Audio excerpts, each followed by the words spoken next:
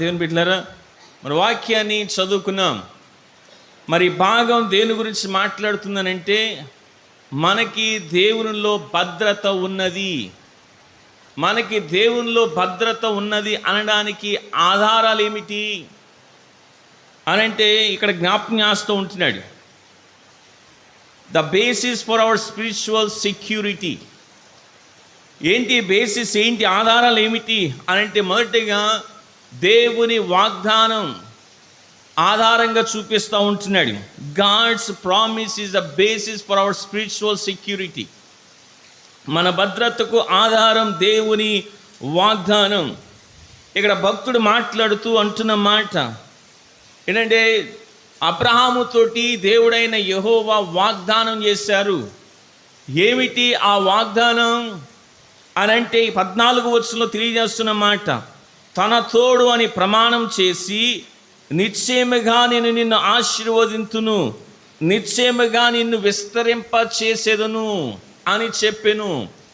అంటే దేవుడు అబ్రహాము గారితో వాగ్దానం, ఏ వాగ్దానం అంటే నిన్ను విస్తరింపజేస్తాను అని అన్నారు. ఇది ఎక్కడి నుంచి రాయబడింది అంటే, మరి ఆదికాండము 22వ అధ్యాయము 15వ వచనం నుంచి మనం చదువుకుందాం. అయితే దానికంటే ముందుగా మనం చూసినట్లయితే, మరి అబ్రహాము గారికి లేక కుమారుడు ఇస్సాకు పుట్టాడు. అయితే ఇస్సాకు గారు పుట్టిన తర్వాత కొన్ని సంవత్సరాలకి దేవుడైన యెహోవా ఆ ఇస్సాకుని మరి బలిచ్చేయమంటున్నారు. అయితే మొరియా దేశం ఉన్న పర్వతంలో ఒక పర్వతానికి తీసుకెళ్ళిపోయి అక్కడ బలిచ్చేయమన్నప్పుడు అబ్రహాము మరి కత్తి పైకెత్తి ఆయన బలిచ్చేసే సమయంలో పరలోకం నుండి దూత మాట్లాడుతున్నాడు, అబ్రహామా అబ్రహామా, ఆ చిన్నవాని మీద చెయ్యి వేయకము, నీ కత్తి వెనక తీసుకొనుమని పరలోకం నుంచి దూత మాట్లాడుతుంటున్నాడు. అయితే రెండో మారు మళ్ళా దూత మాట్లాడుతున్న మాట చూడండి, అది ఆదికాండము 22వ అధ్యాయం 15వ వచనం నుంచి. యెహోవా దూత రెండవ మారు పరలోకము నుండి అబ్రహామును పిలిచి ఇట్లా, నేను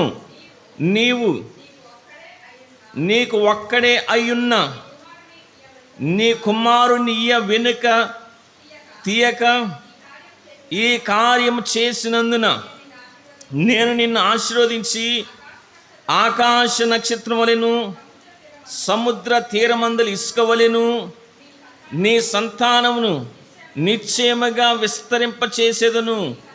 నీ సంతతి వారు తమ శత్రువుల గవిని స్వాధీనపరుచుకొందురు.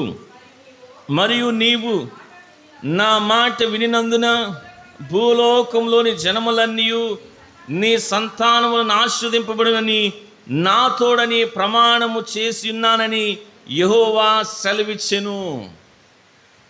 ప్రియమైన దేవుని బిడ్డలారా, ఇక్కడ చూస్తుంటే మరి దేవుడైన యెహోవా అబ్రహాము గారికి చేసిన వాగ్దానం, ఈ వాగ్దానం మొదటిసారే కాదు, అంతకు ముందు కూడా దేవుడు ఇదే వాగ్దానాన్ని చేశారు.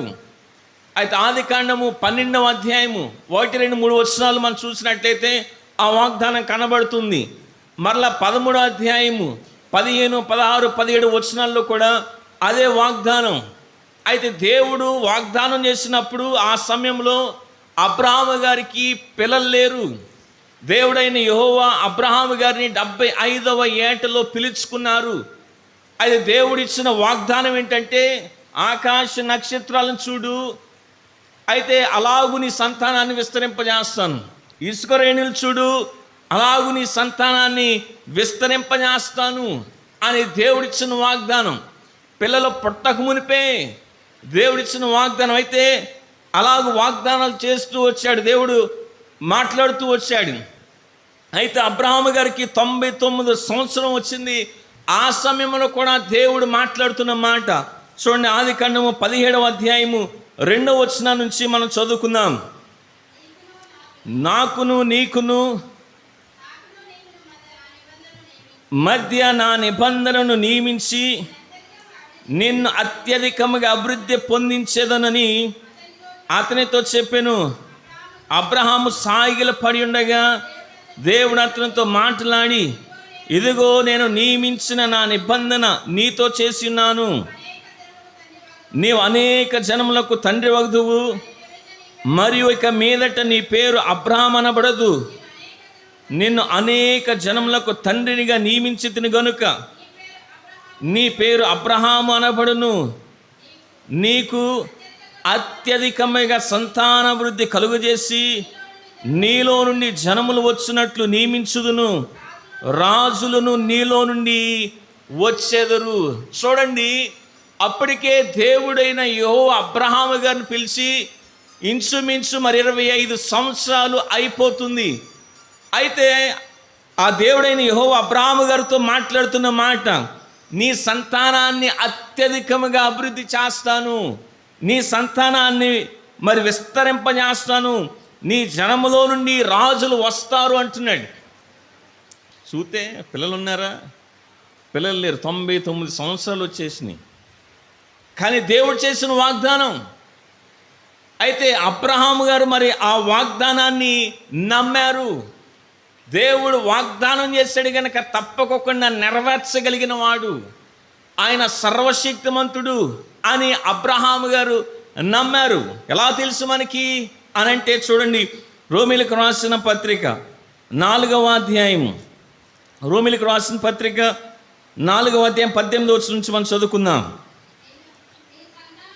నీ సంతానం ఇలాగుండునని చెప్పిన దానిని బట్టి తాను అనేక జనములకు తండ్రి అగునట్లు నిరీక్షణకు ఆధారం లేనప్పుడు అతడు నిరీక్షణ కలిగి నమ్మెను.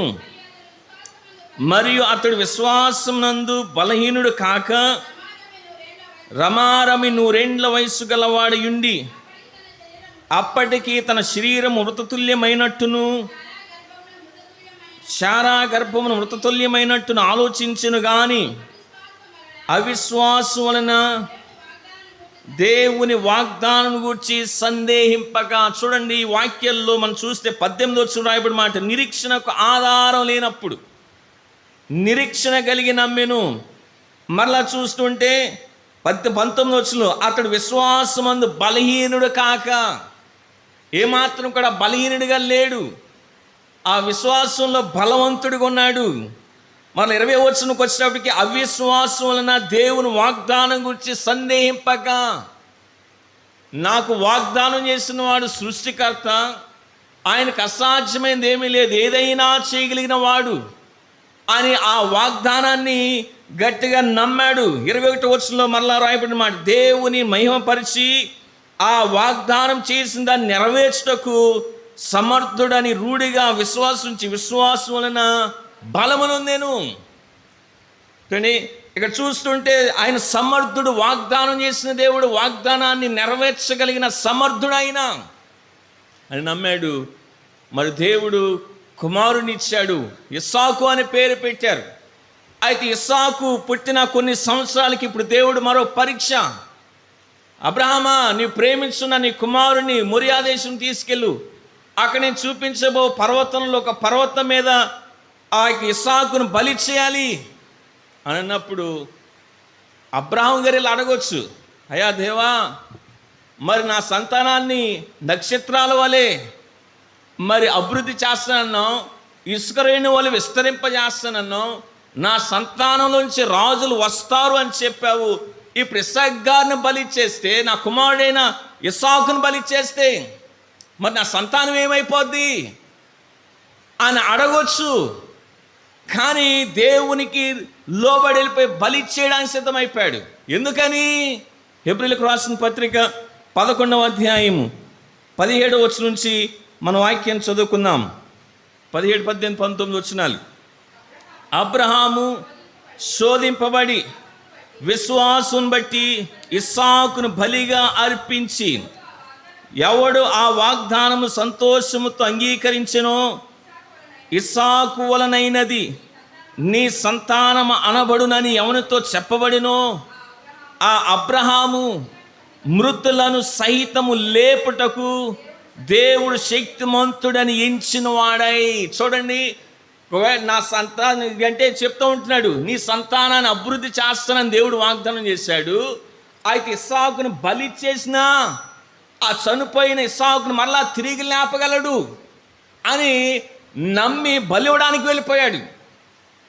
అందుకని అక్కడ బలి ఇవ్వడానికి వెళ్ళిపోయిన సమయంలో ఇంకా బలి చేస్తాడనగా పరలోకం నుంచి దూత మాట్లాడుతుంది, అబ్రహామా నీ చెయ్యి వెనక్కి చంపొద్దు, అందుకే నీ సంతానాన్ని విస్తరింపజేస్తాను అని మరలా జ్ఞాపకం చేస్తూ ఉంటున్నాడు.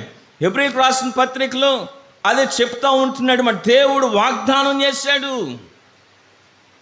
అయితే హెబ్రీలు మరి ఆ యొక్క విశ్వాసులు, హెబ్రీ విశ్వాసులు కష్టాలు గుండా, శోధనలు గుండా, శ్రమలు గుండా వెళ్తూ ఉంటున్నారు. అయితే ఇక్కడ భక్తుడు జ్ఞాపకం చేస్తున్న మాట ఏంటంటే, దేవుని వాగ్దానం ఉన్నది మనకి. అబ్రహాము గారికి వాగ్దానం చేశాడు, అయితే వాగ్దానాన్ని నెరవేర్చాడు దేవుడు. అందుకని మన భద్రత ఎక్కడుందంటే ఆయన వాగ్దానంలో. అది మన భద్రతకు ఆధారం ఆయన వాగ్దానమే. మనకు కూడా విశ్వాసమైన మనకి దేవుని వాగ్దానం ఉన్నది. నిన్ను విడువను ఎడబాయను అని దేవుడు చెప్పాడు. నేను నీతో ఉన్నాను అని చెప్పాడు ఆయన. మళ్ళా చూస్తుంటే నిలువరమైన పట్టణం మనకి ఇక్కడ లేదు, పరలోకం ఉన్నది. పరలోకం గురించి మనం ఎదురు చూస్తూ ఉంటున్నాం. ఇటువంటి వాగ్దానాలు ఎన్నో ఉన్నాయి. ఆ వాగ్దానం పట్టుకుని మనం నడవాలి. అందుకని మన భద్రతకు ఆధారం ఆయన వాగ్దానం చేసిన వాడు తప్పక నెరవేర్చగలిగిన వాడు. ఆయన విఫలమయ్యేవాడు కానే కాదు అనేది జ్ఞాపకం చేస్తూ ఉంటున్నాడు. ప్రియమైన దేవుని బిడ్డ, నువ్వే కష్టం గుండా వెళ్తున్నావు, ఏ ఇబ్బందులు గుండా, శోధనలు గుండా వెళ్తున్నావు, మీ జ్ఞాపకం చేస్తుంటున్నాను. మనకి మన భద్రతకు ఆధారం దేవుని యొక్క వాగ్దానం. ఆయన వాగ్దానం చేశాడు, తప్పక నెరవేరుస్తాడు అనేది జ్ఞాపకం చేస్తూ ఉంటున్నాను. మరలా రెండవదిగా మనం చూస్తే మన భద్రతకు ఆధారం దేవుని ప్రమాణం. God's word is the basis for our security. 16, 17, 18 వచనాలు.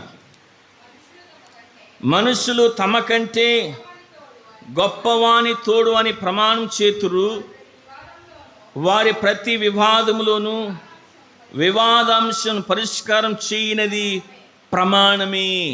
చూడండి, చిన్నప్పుడు మరి ఇలాగూ ఏంటంటే ప్రమాణాలు చేస్తూ ఉంటారు. పిల్లలు ఆడుకుంటున్నప్పుడు, లేకపోతే అరే నువ్వు అది ఇవ్వరా ఇది ఇవ్వరా అనే పని ఏదైనా వేస్తున్నప్పుడు, ఈడు ఇవ్వడరా, ఈడు ఎందుకు ఎత్తాడు, ఈడు ఇవ్వడానంటే లేదు, ఓకే ఫాదర్ ప్రామిస్ అంటాడు మాట, ఓకే నాన్న తోడు అంటాడు, లేకపోతే దేవుని తోడు అంటాడు, లేకపోతే బైబిల్ ప్రమాణం అని చెప్తూ ఉంటారు. అంటే ఎప్పుడైతే ఒక ప్రమాణం చేస్తూ ఉంటున్నామో దాని అర్థం ఏంటంటే, నాకంటే మా నాన్న గొప్పవాడు, లేకపోతే నాకంటే దేవుడు గొప్పవాడు, నాకంటే దేవుని వాక్యం గొప్పది అనేది దాని మీద చెప్పి ప్రమాణం చేస్తూ ఉంటాం. అయితే ఇక్కడ చూస్తుంటే రాయబడిన మాట ఈ విధముగా దేవుడు, ఇక్కడ మనం చూస్తున్న 16 వచనం, మనుషులు తమ కంటే గొప్పవాని తోడు అని ప్రమాణం చేతురు. అయితే దేవుడు అబ్రహాము గారితో ప్రమాణం చేసినప్పుడు ఎవరు తోడు అని ప్రమాణం చేశాడు? తన తోడు అని ప్రమాణం చేశాడు. సరే అండి, అక్కడ రాయబడిన మాట 13వ వచనంలో, దేవుడు అబ్రహామునకు వాగ్దానం చేసినప్పుడు తనకంటే ఏ గొప్పవాని తోడని ప్రమాణం చేయలేకపోయాను గనక తన తోడు అని ప్రమాణం చేసి, అంటే ఆయనకంటే గొప్పవాడు మరొకరు లేరు, అందుకనమాట తన తోడు అని ప్రమాణం చేశాడు.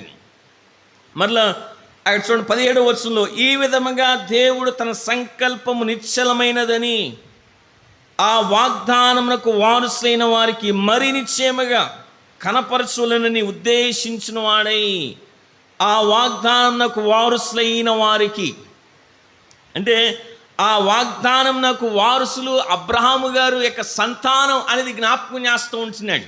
చూడండి, ఇదే 11వ అధ్యాయము 9వ వచనం చదువుకుందాం. హెబ్రీయులకు రాసిన పత్రిక, విశ్వాసం బట్టి అతడును ఆ వాగ్దానమునకు సమాన వారసులైన ఇస్సాకు, యాకోబు అనువారును గుడారములలో నివసించుచు అన్యుల దేశంలో ఉన్నట్టుగా వాగ్దాత దేశంలో పరవాసులైరి. చూడండి, విశ్వాసం బట్టి అతడు అని అంటే అబ్రహామును, మరి అతనితో ఆ వాగ్దానకు సమాన వారసైన ఇస్సాకు, యాకోబులు అని అంటున్నాడు. ప్రియమైన దేవుని బిడ్డలారా, అది ఇక్కడ చూస్తుంటే విశ్వాసులమైన మనము కూడా ఆ వాగ్దానానికి వారసులమి అనేది జ్ఞాపకం చేస్తుంటున్నాను. అబ్రహాము దేవుని నమ్మెను, అది అతనికి నీతిగా ఎంచబడెను. అయితే మన విశ్వాసం బట్టి రక్షించబడ్డాం. విశ్వాసాన్ని బట్టి రక్షించబడిన మనం ఎవరి సంతానం అని అంటే అబ్రహాము సంతానం. వాక్యం చదువుకుందాం చూడండి. గలతీయులకు రాసిన పత్రిక 3వ అధ్యాయము చివరి వచనాన్ని చదువుకుందాం. మీరు క్రీస్తు సంబంధులైతే ఆ పక్షమందు అబ్రహాము యొక్క సంతానమైండి వాగ్దాన ప్రకారం వారసులై ఉన్నారు. మీరు క్రీస్తు సంబంధులైతే, మీరు యేసు క్రీస్తు రక్తం చేత కడగబడిన వారైతే ఆ పక్షమందు అబ్రహాము యొక్క సంతానమైండి వాగ్దాన ప్రకారము వారసులమై ఉన్నాము. మరలా 13వ అధ్యాయం 7వ వచనంలో రాయబడిన మాట, కాబట్టి విశ్వాస సంబంధులే అబ్రహాము కుమారులని మీరు తెలుసుకునిడి. ఇక్కడ చూస్తుంటే మనం కూడా దేవుని యొక్క వాగ్దానానికి వారసులమి అనేది జ్ఞాపకం చేస్తూ ఉంటున్నాడు. అయితే ఇక్కడ రాయబడిన మాట 6వ అధ్యాయము మరి 17వ వచనం, ఈ విధముగా దేవుడు తన సంకల్పం నిశ్చలమైనదని ఆ వాగ్దానకు వారసులైన వారికి మరి నిశ్చయముగా కనపరచులని ఉద్దేశించిన వాడై తాను అబద్ధమాడజాలని నిశ్చలమైన 2 సంగతులను బట్టి. దేవుడు అబద్ధమాడజాలని వాడు అంటే అబద్ధమాడేవాడు కానే కాదు. ఆయన వాగ్దానం చేశాడు, తప్పక నెరవేర్స్తాడు. ప్రమాణం చేశాడు, ప్రమాణాన్ని నిలుపుకునేవాడు. తీతుకు రాసిన పత్రిక 1వ అధ్యాయము 1వ వచనం నుంచి చదువుకుందాం చూడండి.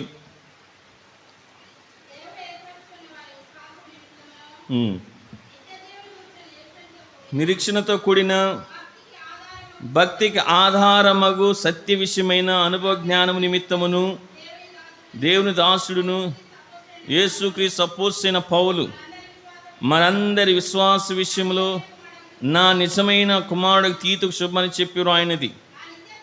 ఆ నిత్య జీవమును అబద్ధమాడనేరని దేవుడు అనాది కాలమందే వాగ్దానం చేసిన కానీ. చూడండి ఇక్కడ రాయబడిన మాట, ఆ నిత్య జీవమును అబద్ధమాడనేరని దేవుడు అంటే మనం ఆరాధించే దేవుడు, మనల్ని పిలుచుకున్న దేవుడు అబద్ధమాడనేరని వాడు, అబద్ధాన్ని చెప్పేవాడు కాదు, మాట మార్చేవాడు కాదు, మాట ఇచ్చి తప్పిపోవడానికి ఆయన నరుడు కాదు. అందుకని ఇక్కడ అంటున్న మాట అబద్ధమాడ చాలా నిశ్చలమైన 2 సంగతులను బట్టి, వాగ్దానాన్ని బట్టి, ప్రమాణాన్ని బట్టి అది జ్ఞాపకం చేస్తూ ఉంటున్నాడు. మళ్ళీ అంటున్నాడు, మన ఎదుట ఉంచబడిన నిరీక్షణను చేపట్టుటకు శరణాగతులమైన మనకు. మరి ఇంగ్లీష్లో అక్కడ శరణాగతులమి అని అంటే రిఫ్యూజ్ అనే మాట వాడబడింది. అంటే ఆశ్రయపురం అని అర్థం. పాత నిబంధన గ్రంథంలో ఇశ్రాయేలీయులకి 6 ఆశ్రయపురాలు ఉన్నాయి. ఎవరైనా ఒకడు పొరపాటున ఎవరినైనా చంపేస్తే ఆ వ్యక్తి ఆశ్రయపురంలోనికి పరిగెత్తి వెళ్ళిపోతే అక్కడ ఏం దొరుకుతుంది? ఆశ్రయం దొరుకుతుంది. క్షేమంగా ఉంటాడు ఆ వ్యక్తి పరిగెత్తుకుని వెళ్ళిపోతే. ఆ మాట చదువుదాం చూడండి. సంఖ్యాకాండము 35వ అధ్యాయం 9వ వచనం నుంచి మనం చదువుకుందాం. మరియు యెహోవా మోషేకు ఇలాగు సెలవిచ్చెను, నీవు ఇశ్రాయేలు తిట్లనుము, మీరు యోర్దాను దాటి కానాను దేశంలోనికి వెళ్ళిన తరువాత ఆశ్రయపురములుగా ఉండుటకు మీరు పురములను ఏర్పరచుకొనవలెను. పొరపాటున ఒకని చంపినవాడు వాటిలోనికి పారిపోవచ్చును. తీర్పు పొందుటకై నరహంతకుడు సమాజం ఎదుట నిలిచే వరకు వాడు మరణశిక్ష నొందకూడదు గనుక ప్రతి హత్య చేయవాడు రాకుండా అవి మీకు ఆశ్రయపురములుగా ఉండును. మీరు ఇయ్యవలసిన పురములలో 6 ఆశ్రయపురములను వాటిలో యోర్దాను యువతల 3 పురములను ఇయ్యవలెను. అయితే ఇక్కడ చూస్తుంటే పొరపాటున ఒక వ్యక్తిని చంపినవాడు ఆశ్రయపురంలోనికి పరిగెత్తుకు వెళితే, అక్కడ చూడండి 14, 15 వచనం చదువుకుందాం. వాటిలో యోర్దాను యువతల 3 పురములను ఇయ్యవలెను, కానాను దేశంలో 3 పురములను ఇయ్యవలెను, అవి మీకు ఆశ్రయపురములుగా ఉండును. పొరపాటున ఒకరిని చంపిన ఎవడైనను వాటిలోనికి పారిపోనట్లు ఆ 6 పురములు ఇశ్రాయేలుకును పరదేశకులను మీ మధ్య నివసించు వారికి ఆశ్రయమైండును. అంటే ఇక్కడ చూస్తూ ఉంటే ఎప్పుడైతే ఒక వ్యక్తి పొరపాటున తప్పు చేస్తాడో, చంపేస్తాడో ఒక వ్యక్తిని, ఆ పొరపాటు చేసినప్పుడు ఆశ్రయపురంలోనికి పరిగెత్తుకుని వెళ్ళిపోతే ఆ వ్యక్తి క్షేమంగా ఉంటాడు, ఆ వ్యక్తికి అక్కడ భద్రత ఉన్నది అనేది జ్ఞాపకం చేస్తూ ఉంటున్నాడు. అయితే ఒకవేళ గనక ఆ వ్యక్తి బయటకు వచ్చాడనుకోండి ఆశ్రయపురంలో నుంచి, దానికి చంపడానికి ఒకవేళ అతను చూస్తూ ఉన్నాడు, బయటకు వస్తే అతను చంపడానికి వ్యతిరేక చూస్తున్నారు, అతను చంపేయచ్చు. అయితే ఆ వ్యక్తి ఆశ్రయపురంలో మరలా ప్రధాన యాజకుడు ఉన్నంత వరకే ఆశ్రయపురంలో ఉండాలి. ప్రధాన యాజకుడు చనిపోయిన తర్వాత తన సొంత ప్రదేశానికి వెళ్ళిపోవచ్చు. వాక్యం చదువుదాం చూడండి, 25వ వచనం నుండి, అదే అధ్యాయం 25వ వచనం. అట్లు సమాజం నరహత్య విషయంలో ప్రతిహత్య చేయవాని చేతిలో నుండి ఆ నరహంతకుని విడిపింపవలెను. అప్పుడు సమాజము వాడు పారిపోయిన ఆశ్రయపురమునకు వాడిని మరలా పంపవలెను. వాడు పరిశుద్ధ తైలంతో అభిషేకింపబడిన ప్రధాన యాజకుడు మృతి నొందు వరకు అక్కడనే నివసింపవలెను. అయితే ఆ నరహంతకుడు ఎప్పుడైనను తాను పారిపోయి చొచ్చిన ఆశ్రయపురం యొక్క సరిహద్దును దాటి వెళ్ళినప్పుడు నరహత్య విషయంలో ప్రతిహత్య చేయవాడు ఆశ్రయపురం యొక్క సరిహద్దు వెలుపల వాని కనుగొని ఎడల ఆ ప్రతిహంతకుడు ఆ నరహంతకుని చంపినను వాని మీద ప్రాణం తీసిన దోషము ఉండదు. ప్రియమైన దేవుని బిడ్డలారా, ఇక్కడ భక్తుడు ఈ మాటని జ్ఞాపకం చేస్తూ ఉంటున్నాడు. శరణాగతులమైన మనకు అని అంటున్నాడు. ఆశ్రయపురం గురించి చెప్పాను. ఏంటంటే వాళ్ళు ఇబ్బందులు ఉంటే, ప్రమాదంలో ఉంటే ఎక్కడికి వెళ్ళి పారిపోవాలి? ఆశ్రయపురానికి వెళ్ళిపోతున్నారు. అది ఇప్పుడు మన ఆశ్రయం ఎవరు అంటే యేసుక్రీస్తు. జ్ఞాపకం చేస్తున్నారు, మీరు ఇబ్బందులు ఉన్నారు కదా, మీరు కష్టాల్లో ఉన్నారు కదా, శోధనలో ఉన్నారు కదా, మనకు ఆశ్రయం ఎవరంటే యేసుక్రీస్తే మనకు ఆశ్రయం. ఆయన దగ్గరకు వచ్చి పడిపోతే ఆయనలో మీకు భద్రత ఉన్నది, క్షేమం ఉన్నది అనేది జ్ఞాపకం చేస్తూ ఉంటున్నాడు. అయితే ప్రధాన యాజకుడు ఉన్నంత వరకు ఆశ్రయపురంలో పొరపాటు చేసిన వ్యక్తి ఉంటాడు. ఆ ప్రధాన యాజకుడు మృతి పొందితే ఆ వ్యక్తి మళ్ళా వెళ్ళిపోతాడు. అయితే ఇప్పుడు మన ప్రధాన యాజకుడైన యేసుక్రీస్తు ఆయన నిరంతరము ఉన్నవాడు, అంటే ఆయనలో నిరంతరము భద్రత ఉన్నది అనేది జ్ఞాపకం చేస్తూ ఉంటున్నాడు. ప్రియమైన దేవుని బిడ్డలారా, మనకి ఆశ్రయం ఎవరంటే యేసుక్రీస్తు. మనకి భద్రత యేసుక్రీస్తులో ఉన్నది అనేది జ్ఞాపకం చేస్తూ ఉంటున్నాడు. ఏమో ఏ బాధో, ఏ కష్టమో, ఏ ఇబ్బందో, ఏ శోధనో, అయితే ఆయన దగ్గరకు వచ్చి, అయ్యా నీవే నా ఆశ్రయం ప్రభు, నీవే నా దిక్కు, నీవే నా తోడు అని ఆయన దగ్గరకు వచ్చి పడిపోతే ఆయన మనల్ని విడిచిపెట్టేవాడు కానే కాదు, ఆయన త్రోసివేసేవాడు కానే కాదు. ఆయనలో మనకేముందంటే భద్రత ఉన్నది, క్షేమం ఉన్నది అనేది జ్ఞాపకం చేస్తూ ఉంటున్నాడు. ప్రియమైన దేవుని బిడ్డలారా, మనం చూస్తూ ఉంటున్నాం మనకి దేవునిలో భద్రత ఉన్నది. భద్రత ఉండడానికి ఆధారాలు ఏమిటంటే, మొదటిగా దేవుని వాగ్దానం. మనకు భద్రతకు ఆధారం దేవుని వాగ్దానం. రెండవది మన భద్రతకు ఆధారం దేవుని ప్రమాణం. ఆయన ప్రమాణం చేశాడు, మనతో ఉన్నవాడైనా ప్రమాణాన్ని మార్చేవాడు కాదు, మాట తప్పేవాడు కానే కాదైనా. మూడవదిగా మనం చూస్తే మనకు భద్రత దేవుని కుమారుల్లో ఉన్నది. మనకు భద్రతకు ఆధారం దేవుని కుమారుడు. God son is the basis for our security. 19-20 వచనాలు మనం చదువుకుందాం. ఈ నిరీక్షణ నిశ్చలమును స్థిరమునై మన ఆత్మకు లంగరవలె నుండి తెరలోపల ప్రవేశించున్నది. నిరంతరము మెల్కీసెదెకు క్రమం చొప్పున ప్రధాన యాజకుడైన యేసు అందులోనికి మనకంటే ముందుగా మన పక్షమున ప్రవేశించెను.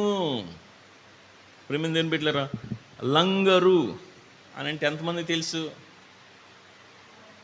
లంగరు కొంచెం చూపిద్దాం, నేను ప్రింట్అవుట్ తీసాను కానీ మర్చిపోయింది, తేలేదు నేను. ఓకే, లంగర్.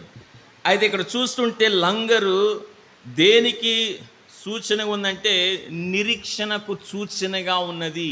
ఇక్కడ జ్ఞాపకం చేస్తున్నాడు, చూపిస్తున్నాడు. ఈ నిరీక్షణకు ఆధారం ఈ నిరీక్షణ నిశ్చలమును స్థిరమునైన మన ఆత్మలకు లంగరవలె నుండి. అంటే ఎప్పుడైతే వాడలో ప్రయాణం చేస్తూ వెళుతూ ఉంటారో, ఆ ప్రయాణం చేస్తూ వెళుతూ ఉన్నప్పుడు సడన్గా గాలి తుఫాను వచ్చిందనుకోండి, అలలు ఎగసిపడుతూ ఉంటాయి. అలా అలలు వచ్చినప్పుడు మరి అటు ఇటు ఆ యొక్క వాడ కొట్టుకుని వెళ్తూ ఉంటుంది. అయితే ఆ సమయంలో, ఆ ప్రమాదంలో మరి వాడను ఆపాలి అనంటే వాళ్ళు ఏం చేయాలంటే లంగరును నీటిలోనికి వదలాలి. దీన్ని వదిలితే ఇది మనల్ని భద్రంగా ఉంచిద్ది, క్షేమంగా ఉంచిద్ది అనే నిరీక్షణ. ఎప్పుడైతే ఆ లంగరు నీటిలోనికి వేస్తాడో, ఆ నీటిలో ఆ లంగరు గట్టిగా పట్టుకున్నప్పుడు ఎంత గాలి వచ్చినా తుఫాను వచ్చినా అది కదలకోకుండా ఆ వాడ ఉంటుంది. అయితే ఇక్కడ చూస్తుంటే ఈ లంగరు మరి ఇక్కడ ఎవరి గురించి మాట్లాడుతుంది? యేసు క్రీస్తు అనే లంగరు మనకున్నాడు అనేది జ్ఞాపకం చేస్తూ ఉంటున్నాడు. అందుకనే ఇక్కడ యేసు క్రీస్తు లంగరు అనంటే ఆయనలో ఉంటే మనకి క్షేమం ఉంది, భద్రత ఉన్నది అని ఇక్కడ మాటలు వాడిన మాట చూడండి. ఈ నిరీక్షణ నిశ్చలమును స్థిరమునై, నిశ్చలమును స్థిరమునై అంటే లంగరు కిందకు వేసినప్పుడు అది విఫలమైపోదు, దాని స్థిరంగా ఉంటుంది. అదే యేసు క్రీస్తు అనే లంగరు మనకున్నప్పుడు, ఆయనలో మనం ఉన్నప్పుడు మనం ఎలా ఉంటామంటే ఫెయిల్ అయిపోము, విఫలమైపోము. అంత మాత్రం ఇక్కడ అంటున్నాడు మళ్ళీ స్థిరముగా ఉంటాము అనేది జ్ఞాపకం చేస్తూ ఉంటున్నాడు. ప్రియమైన దేవుని బిడ్డలారా, మళ్ళీ మీకు జ్ఞాపకం చేస్తూ ఉంటున్నాను, ఈ విశ్వాసులు ఎంతో కష్టాల్లో ఇబ్బందుల్లో వెళ్తూ ఉంటున్నారు. ఆ విశ్వాసులోంచి వెనకకి వెళ్ళిపోదాం అనే ఆలోచనలో జీవిస్తూ ఉంటున్నారు. యేసు క్రీస్తు వైపు కాకుండా మరి మోషే ధర్మశాస్త్రం వైపు చూడడానికి ఆలోచన చేస్తూ ఉంటున్నారు. మోషే ధర్మశాస్త్రం వైపు వెళ్ళిపోవాలి అనే ఆలోచనలు ఉంటున్నప్పుడు మరి ఇక్కడ రాస్తూ ఉంటున్నాడు అనమాట. లేదు లేదు, యేసు క్రీస్తుని లంగరు అనుకున్నాడు, ఆయనలో మనకి క్షేమం ఉన్నది, భద్రత ఉన్నది అనేది జ్ఞాపకం చేస్తూ ఉంటున్నాడు. ప్రేమ దేని బిడ్డలారా, అవునండి, ఆయనలో మనకి క్షేమం భద్రత ఉన్నది అనేది జ్ఞాపకం చేస్తుంటున్నాను. ఆయన మనల్ని విడిచిపెట్టేవాడు కానే కాదు. ఉపద్రవం వచ్చినా, కరువు వచ్చినా, కష్టం వచ్చినా, వస్త్రహీనత అయినా, ఏదేమైనా ఆయన ప్రేమ నుంచి ఏది కూడా మనల్ని ఎడబాటు చేయలేదు అనేది జ్ఞాపకం చేస్తూ ఉంటున్నాను. మళ్ళా అంటున్న మాట, నిరంతరం మెలికేసేందుకు క్రమం చొప్పున ప్రధాన యాజకుడైన యేసు అందులోనికి మనకంటే ముందుగా మన పక్షమున ప్రవేశించెను. ఆయన మన పక్షాన మరి ప్రవేశించాడు. అయితే మనము కూడా ఆయన కలుసుకుంటాం, ఆయన ఉన్న ప్రదేశానికి వెళతాం, ఆయన ఉన్న స్థలంలోనికి వెళతాం.